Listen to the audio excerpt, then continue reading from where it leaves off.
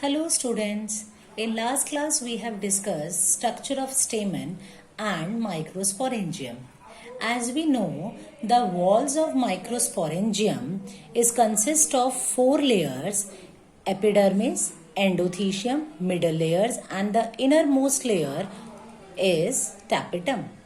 The inner side of the tapetum, there is a presence of mass of cell called as sporogenous tissue, and these sporogenous tissue are responsible to form pollen grains. Pollen grains are also called as male gametophyte.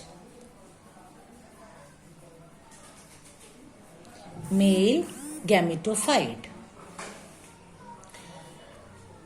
When the anther is young, a group of compactly arranged homogeneous cells called sporogenous tissue, they undergo meiosis division to form four haploid cells.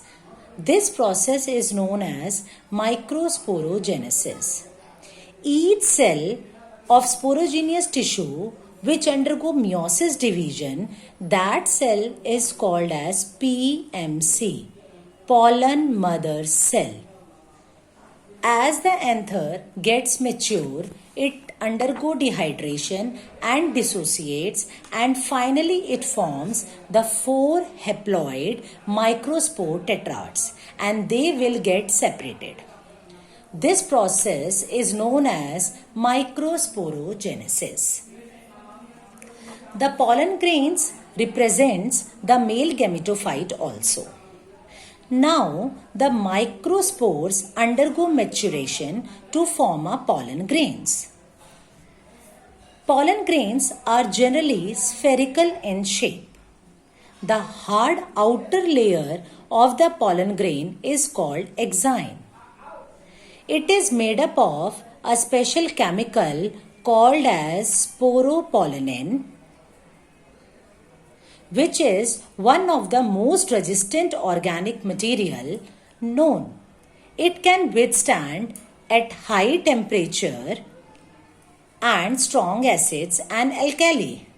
No enzyme that degrades sporopollenin is so far known.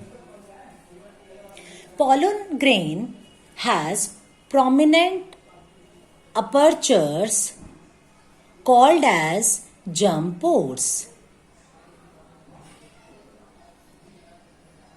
and these apertures having absence of sporopollenin. Pollen grains are well preserved as fossils because of the presence of sporopollenin. Now, the inner wall of the pollen grain is called entine, and it is thin continuous layer made up of cellulose and pectin.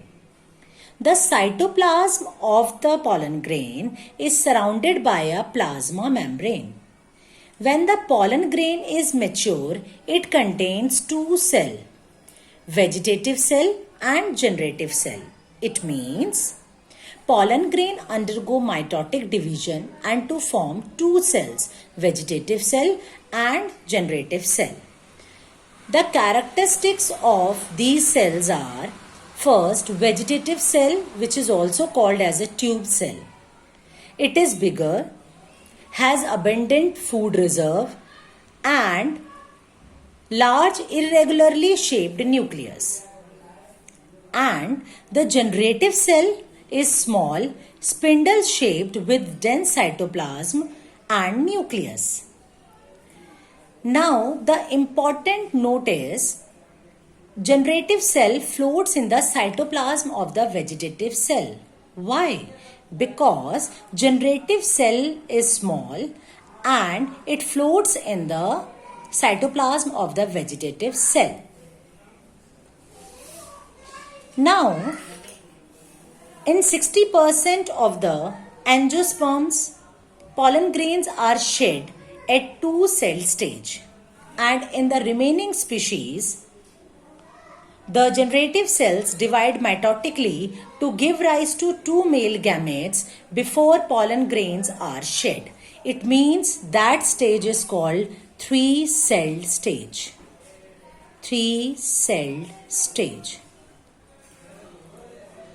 This is up to the structure of pollen grain and the structure of anther. In tomorrow class, we will study the characteristics of pollen grains. Thank you.